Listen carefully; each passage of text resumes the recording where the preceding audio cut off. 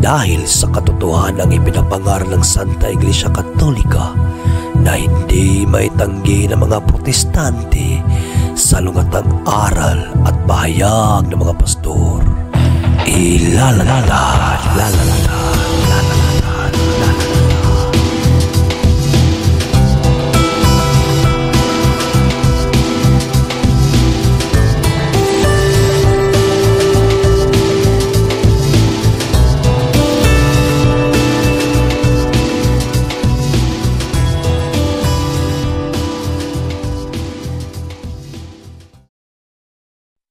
Bag sauce simbahan.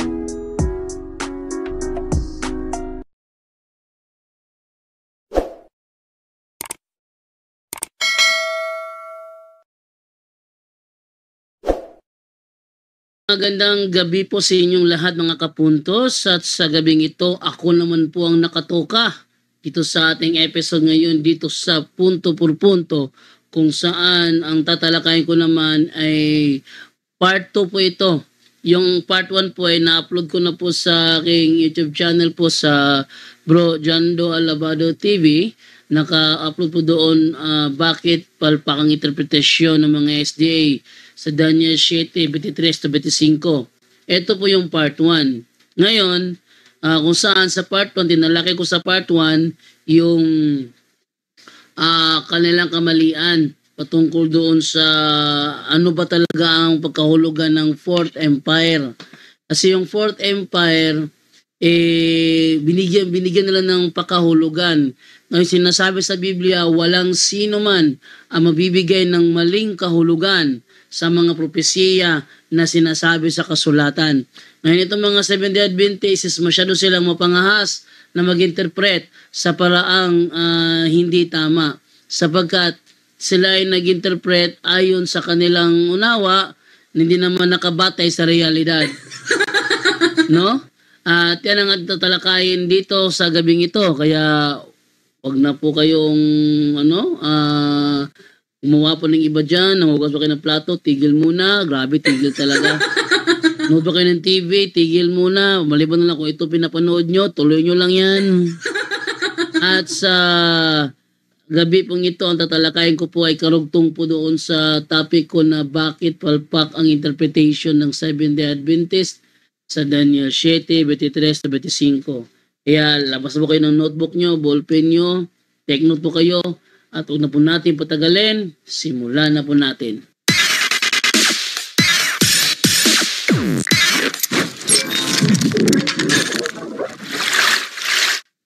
Ayan po. So, bago natin ipagpatuloy ang ating topic ngayong gabi, konting summary muna ako doon sa nakaraan nating episode, kung saan ito ay patungkol sa Daniel 7:23-25. Narito ang kanyang paliwanag sa akin.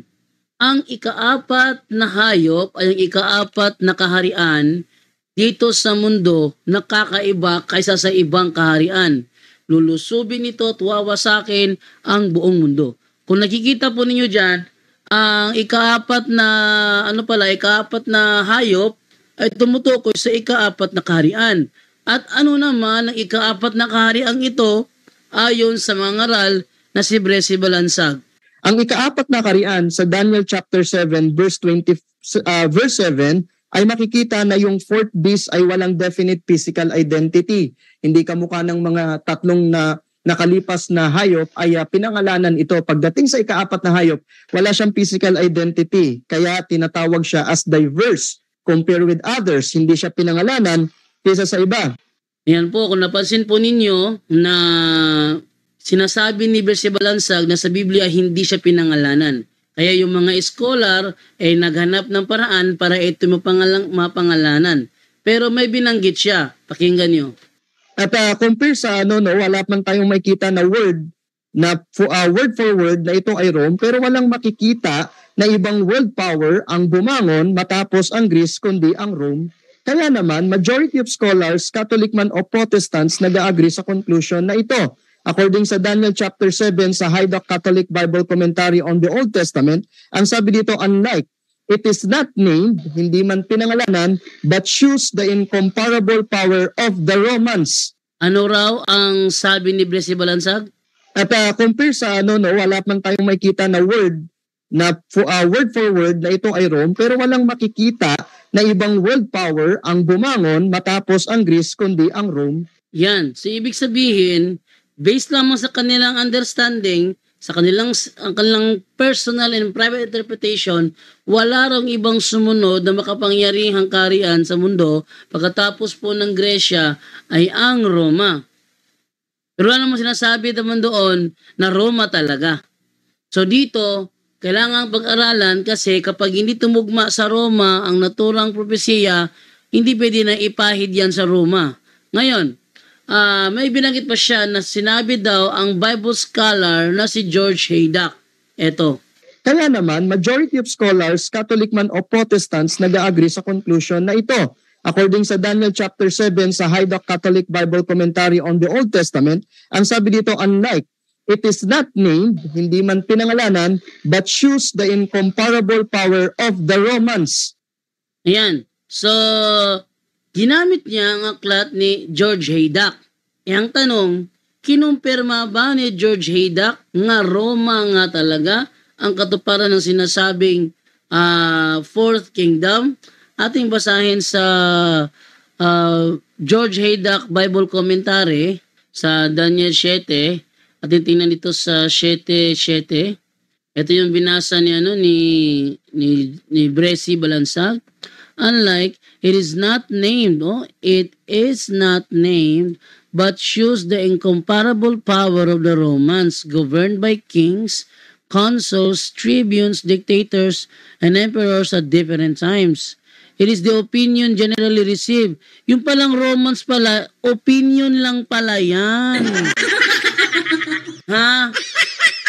Bakit kasi ini-insist opinion lang pala yan? Wala namang sinasabi si George Haydock na sigurado ngang na Roman. Walang sinasabi sigurado nga. Dahil yan ay isa lamang opinion. Sabi to, generally received, which we shall explain. Yet many think that the kingdom of Syria and Egypt are designated. Pwede din pala siya sa Syria at sa Egypt. So, ibig sabihin, yung mga pinagsasabi niya ay mali yun. Ha? Sabi to, Saint Jerome acknowledges that what is understood of Antichrist had been partly verified in Epiphanes, his figure. Epiphanes din sinasabi ni Saint Jerome. Sa madaling salita, walang binabanggit si George Haydock na, oy, sigurado ako na yan ay ang Roma. Wala. Ngayon, kung ating papakinggan ang sinabi ni Blessy Balansag na yun daw ay Roma, tandaan natin na ayon sa Biblia, ang Daniel 7:23, yung ika-4 na kaharian, meron siyang 10 hari. Basahin natin. Sabi dito, ang 10 sungay ay ang 10 hari na maghahari sa kahariang yun. Ano daw? Yung ika-4 na kaharian, may 10 hari siya na maghahari sa kanya. 10 hari na maghahari sa kanya. Ayan, tanong, ilang hari ba meron ang Roma? Ang sagot, 7 lang. Itong Roman Kingdom, ayan, ito yung kanyang king, ito lang yung king niya, si Romulus, yan. Romulus was the legendary founder and first king of Rome, si Romulus. Pangalawa, si Numa Pompilius. Numa Pompilius was the legendary second king of Rome, succeeding Romulus after a 1-year interregnum. Next, Tullius Hostilius was the legendary third king of Rome.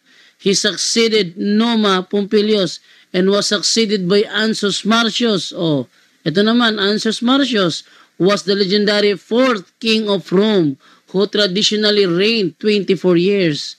Then, si Lucius Tarquinius Priscus or Tarquin the Elder was the legendary fifth king of Rome and first of its Etruscan dynasty. Etruscan dynasty. Sumunod sa kanya, sino? Si Servius Tullius was the legendary sixth king of Rome and the second of its Etruscan. And then, seventh, Lucius Tarquinius Superbus was the legendary seventh and final. Kanya? Final.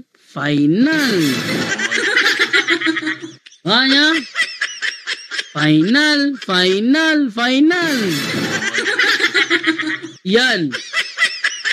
So, 7 lang. Ngayon, kung i-insist ng mga Seventh-day Adventist na ang Fourth Kingdom is ang Roma, paano nila papaliwanag ngayon, ang hari sa Roma, 7 lang, ang nasa Biblia, 10. At may lilitaw pa na isang hari kasunod nila. Sabihin, 11 lahat. Pero sa realidad, ang hari sa Roma, 7 lang. Paano nila itutugma ngayon yan? Dahil hindi magkatugma, pero pilit na itinutugma, nagsisinungaling ang mga sabadistang yan. Okay? Katunayan, nasanay na kasi. Nasanay na magsinungaling, kaya okay lang sa kanilang magsinungaling. Ngayon, ito tayo ngayon. Kung ang 10 hari ay dapat 10 hari ng Roma, sa kanila 7 lang, anong ginawa nila? Aba, nagsagawa ulit sila ng iba na naman na pagsisinsay. Yung 10 hari, ginawa nilang 10 kaharian. Bakit nagkaganon? Hindi pwede yun. Hindi pwede na ang 10 hari, agawin mo 10 kaharian. Ang kanilang reason, pag sinabi kasing hari, natural, meron niyang kaharian. At siya'y magiging kaiba kaysa mga una at kanyang ibabagsak ay 3 hari. So mga kapatid, mga kaibigan, ito po yung pagkabuwag ng Roman Empire sa Western Rome. Itong 10 mga kaharian, mga kapatid. Yan isang malaking problema ngayon dyan. Yung 10 hari, ginawang 10 kaharian. Diyan pumalpak ang kanilang unawa. Pumalpak. Bakit? Ang sabi sa Biblia, 10 hari, hindi sinasabi 10 kaharian. Ano itong mga pinagagawa nyo? Ate basahin sinasabi sa Biblia, no? Ayan, 7:24 ng Daniel. Ang sabi, ang 10 sungay ay ang 10 hari na maghahari sa kahariang yun. 10 hari na maghahari sa kahariang yun. Ano yung kaharian na yun? Yung ika-4 na kaharian. Kung yun ang Roma, ayon sa kanilang kasinungalingan,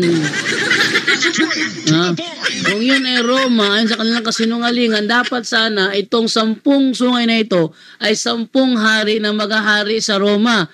Kaso palyado. Bakit palyado? Kasi ang sinasabi sa Biblia 10 hari at sa realidad ang Roma 7 lang ang hari. Sabihin, palyado lahat. Hindi man lang pumasa kahit konti man lang. No, tinan ninyo ha. 7 hari ang realidad, ang kanilang isinasaksak 10 hari.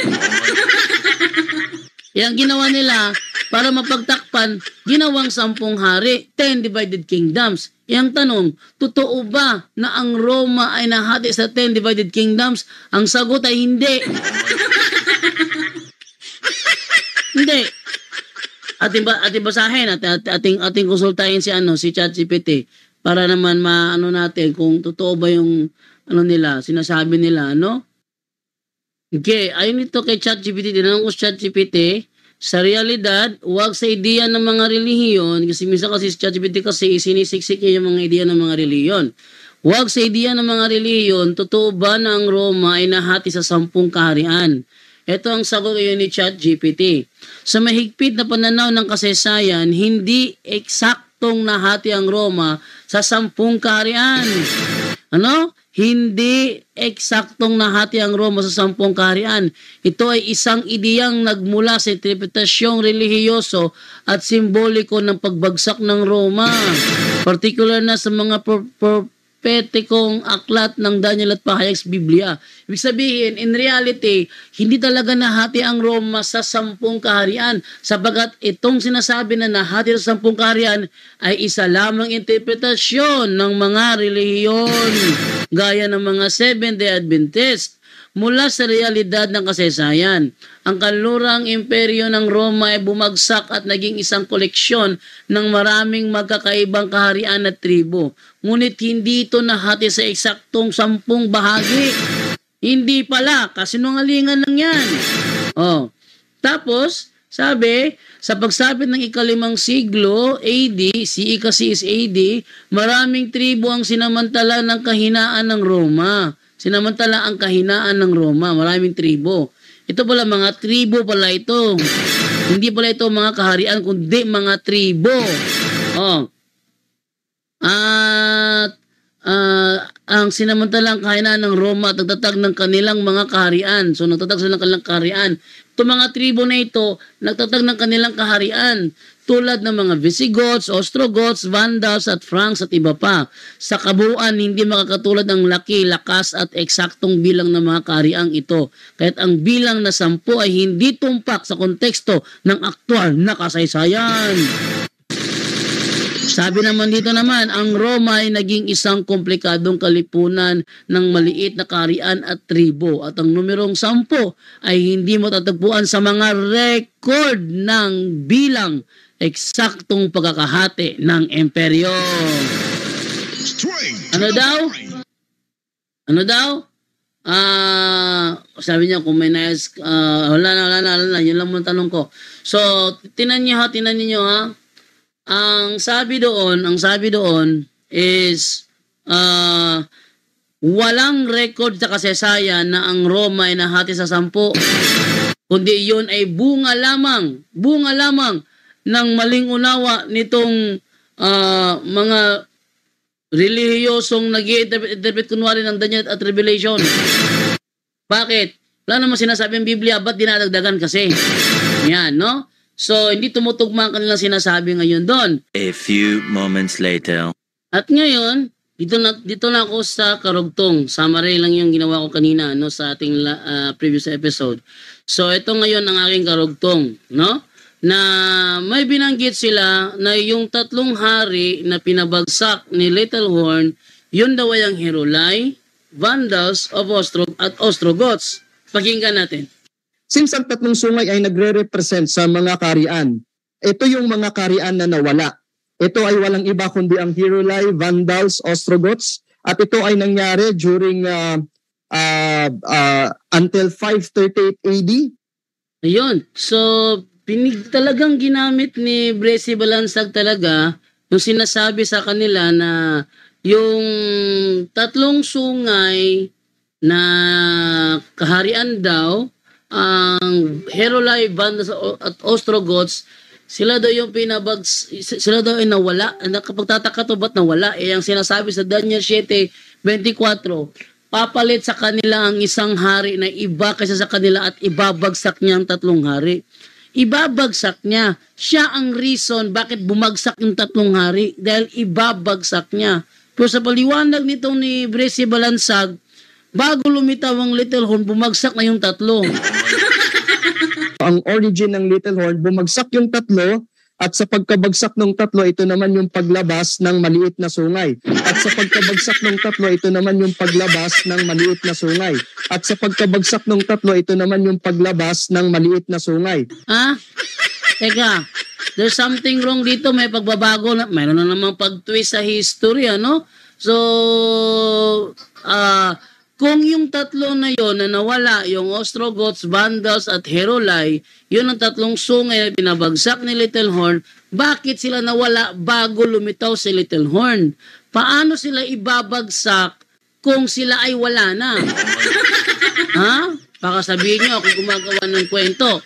Ating balikan ang sinabi ni Bresi Balansag. At sa pagkabagsak ng 3, ito naman yung paglabas ng maliit na sungay. At sa pagkabagsak ng 3, ito naman yung paglabas ng maliit na sungay. Kita nyo di bumaligtad yung mundo. Ang sinasabi sa Biblia, 3 hari ang ibabagsak niya. Paglabas niya, 3 hari ang ibabagsak niya. Ba't sa paliwanag ni Bresi Balansag, bumagsak mo na yung 3 bago siya lumabas? Nako, may pagbabago na naman. Ngayon natin alamin naman ngayon yung sinasabi naman nila ngayon dito sa Okay, ito tayo ngayon, no?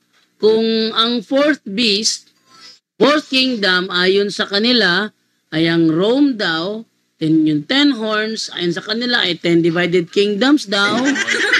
Then yung little horn dito, ang mga SDA hindi pare-pareho ang mga sagot. Unang-una, may pagkakamali dito eh. Yung Roma, kung sinasabi nila no, ang Roma ay ang fourth kingdom, ang sabi doon, meron siyang 10 hari na maghahari sa kanya.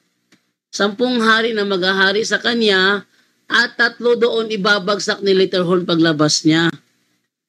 Pero sa kanilang paliwanag, kakaiba. Yung fourth kingdom nahati sa 2. Western Empire at Eastern Roman Empire. Yung Western Roman Empire ang nahati sa 10 daw. Teka, ano nangyari sa Eastern Roman Empire?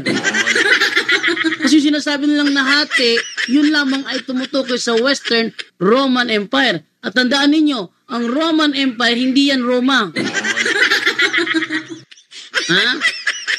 Ang Roma ay ang bansa. Ang Roman Empire, bahagi lamang ng bansa.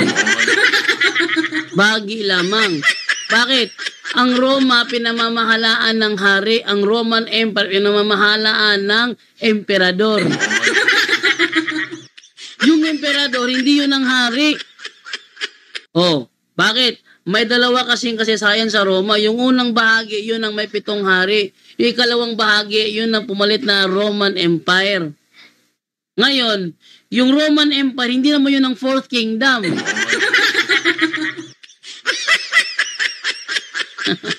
So, litong-lito sila sa kanilang paliwanag. Ano ba talaga ang fourth kingdom? Ito ba ay Roma o Roman Empire?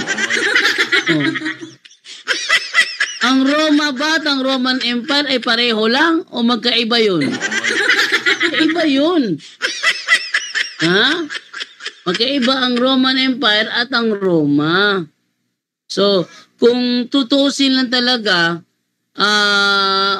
malayo sa propesiya ang kanilang mga paliwanag. No? Pero sa Little Horn, iba-iba ang kanilang kasagutan. May iba nagsasabi ito ay papasi. Papasi daw. Pag sinabi mong papasi kasi, office of the Pope. Sabi naman ni Jerry Laig dun sa Cagayan de Oro, ang Little Horn daw, yun daw ang Roman Catholic Church. Ay mali. Mali pala. Sabi ni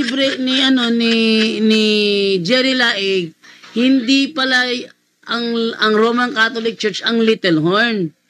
Kasi ang Roman Catholic Church daw, yun daw ang gumagawa ng Daniel 7:25 at tutol siya na yun ang Little Horn.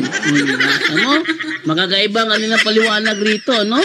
Hindi pare-pareho ang kanilang sagot. Sa madaling salita, palpak. Ano daw? Palpak, palpak, palpak. Palpak ang kanilang interpretation sa Daniel 7:23-25. No wonder bakit si Alpihaba takot akong harapin sa topic na ito. Totoo yun. Hinamo ko si Alpihaba sa topic na ito. Alpihaba, biglang atras. Takot siyang talakayin ng topic. Sabi niya, broad daw. Di ating gawing isa-isahin natin para hindi maging broad. Talagang ayaw ni Alpihaba tuloy natin. Sabi naman ganito, atin mo nang putaan yung version ni Bresi Balansag. Dito sabi kasi sa Daniel 7:24, ibabagsak niya ang 3 hari. Pero sa paliwanag ni Bresi Balansag, bumagsak ng tatlong hari bago pa lumitaw si Little Horn. Tindi. Ito ngayon atong atibutan yung paliwanag ni Bresi Balansag. Kung ang Little Horn ay ang papasi, kailan naghari sa Roma ang papasi? Meron ba silang dokumento na naghari sa Roma ang papasi? Ate dong alamin. Try ko muna tanungin si ChatGPT, no, naghari ba sa Roma ang papasi? Naghari ba sa Roma ang papasi? Ano sagot ni ni ChatGPT, no? Nagkaroon ng makapangyarihang papel ang papasi sa Roma matapos bumagsak ang kanlurang imperyo ng Roma. Nang bumagsak ang sekular na kapangyarihan ng Roma noong ika-5 siglo, ang mga papa-obispo ng Roma ay naging mahalagang leader, hindi lamang sa relihiyon, kundi pati na rin sa politika at lipunan. Habang lumilipas ng panahon, nagkaroon ng pagkakataon ng mga papa na makuha ang kontrol sa lungsod ng Roma at ilang kalapit na teritoryo. So, ibig sabihin, sila ay pumalit nung bumagsak ang kanlurang imperyo ng Roma.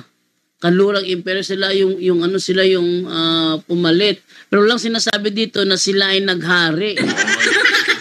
Kung sila ay naghari, bakit wala sila sundalo? Kasi pag sinabi mo kasing kaharian, dapat may sundalo. Eh kung walang sundalo, paano magiging kaharian? Eh walang mga kawal. Sinong kawal? Mga pare? Hindi kawal ang pare. Oh, sinong kawal? Mga obispo? Kailan naging kawal ng mga obispo? Ibig sabihin ba pag inatake ng mga barbaro yung Roma, ang hahasak nila yung mga obispo? Mali.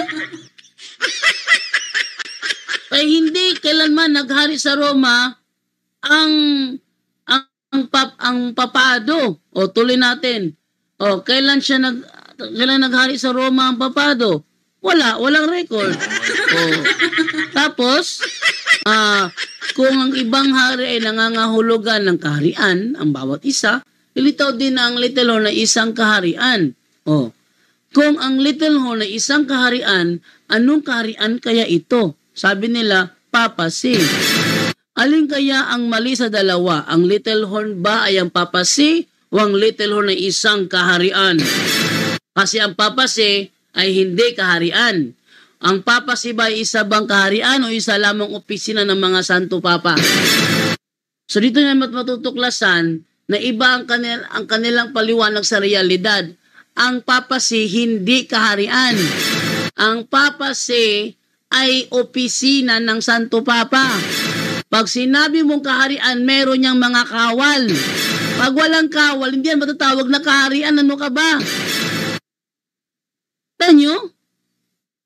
Mali talaga ang unawa ng Seventh-day Adventist, Straight to the point. Ngayon, tuloy natin. Kung ang papasi ay isang kaharian, kailan kaya ito naging kaharian? Nako, malaki problema ngayon yan. Kung ang papasi ay ang little horn at isa sa mga 3 sungay na binabagsak niya ay ang Herolay, kailan pinabagsak ng papasi ang Herolay at saan ito mababasa? Ang sagot, wala. Bakit? Kathang isip lang yan. Mga Sabadista, gising na nanaginip kayo. To the point. Ano ba nangyari sa inyo? Kailan pinabagsak ng papasi ang Vandals? Sagot, nga. To the point. Next, kailan pinabagsak ng papasi ang Ostrogoths? Sagot, nga. To the point. Ano ba naman yan? Daniel 7:25. Yan. Magsasalita siya laban sa kataas-taasang Diyos at uusigin niya mga banal ng Diyos. Sisikapin niyang baguhin ng mga pista at kautusan. Ipapasakop sa kanya mga banal ng Diyos sa loob ng 3 kalahating taon. Tandaan ninyo yung kanilang mga sinasabi patungkol sa bagay na ito hindi tumutugma sa realidad. Tingnan ninyo. Unang tanong, ano ang sinabi ng papasi laban sa kataas-taasang Diyos? Ano ang blasphemy na sinabi ng papasi sa kataas-taasang Diyos? Pakinggan nyo kung ano ang sagot ni Bresi Balansat. Ngayon, at the same time, makita natin na ang sabi dito, he shall speak great words against the Most High. Sa ibang translation, yung great word na binabanggit dyan against the Most High ay tumutukoy sa blasphemy according sa the Message version. Binabanggit din ito na pompous. When we say blasphemy, in John chapter 10 verse 33, the Jews answered him saying, For a good work, we do not stone you, but for blasphemy, and because you being a man, make yourself God. So ang definition ng blasphemy is tao ka, pero nagpapanggap kang Diyos. No, tingnan niyo ang kapalpakan doon ni Brese Balansag. Ginamit niya yung nasa John 10 kung saan babatuhin si Kristo. At kaya daw siya tinatawag na nag-blasphemy kasi siya ay nagpapanggap na Diyos. Kaninong ideya yon? Yun ay ideya ng mga Sabadista. Ha? Yun ba ang reason kung bakit siya sinabihan nag-blasphemy o dahil siya ay siya ay sinabi niya na siya ay anak ng Diyos? Yun yung taong ito. Ating basahin ating simulan yan sa 1:30. Tingnan nyo, ito pala tandaan ng mga Seventh-day Adventists di nakakaunawan ng Biblia eh. Ito, ating simulan sa 1:30 ha. Anong sabi dito? Yan. Ako at ang Ama ay iisa. Nang marinig ito ng mga Hudyo, muli silang dumampot ng mga bato. Ano yung reason pa sila dumampot ng bato? Nang sabihin ni Kristo, ako at ang Ama ay iisa. Umuwas na ng mga bato para batuhin siya. Pero sinabi sa kanila ni Jesus, ipinakita ko sa inyo ang maraming mabubuting gawa na ipinapagawa sa akin ng Ama. Alin sa mga ito ang dahilan kung bakit nyo ako babatuhin? Sumagot sila, hindi ka namin babatuhin dahil sa mabubuti mong gawa, kundi dahil sa paglapastangan mo sa Diyos, sapagkat sinasabi mong ikaw ay Diyos gayong tao ka lang. Next, sumagot si Jesus, hindi ba't nakasulat sa kautusan na sinabi ng Diyos na kayo'y mga Diyos? At hindi natin maaaring baliwalain ang kasulatan. Kaya kung tinawag niyang Diyos ang mga binigyan niya ng mensahe niya, bakit niyo sinasabing nilalapastangan ko ang Diyos dahil sinabi kong ako'y anak ng Diyos? Ha? Kaya pala siya sinabihan na blasphemy kasi sinasabi niya na siya ay anak ng Diyos. Ngayon, ang Seventh-day Adventist ba, hindi ba nakiklaim sila ay mga anak ng Diyos? Lelang nyo. Ha? Mga Seventh-day Adventist, hindi ba kayo nakiklaim na kayo ay mga anak ng Diyos? Uy. Anong nangyayari sa inyo? Ha? Hindi ba kayo nag-claim? Di ba nag-claim kayo yung mga anak ng Diyos ayon sa 1:12? Tapos ito sasabihin nyo, dahil nag-claim si Kristo, sabihin nyo, blasphemy. Kaninong ideya yun? Kaninong ideya yun? Yun ay ideya ng mga kalaban ni Kristo. Ina-adapt, tinatanggap ng mga Seventh-day Adventists. Ibig sabihin, kampi sila sa mga kalaban ni Kristo.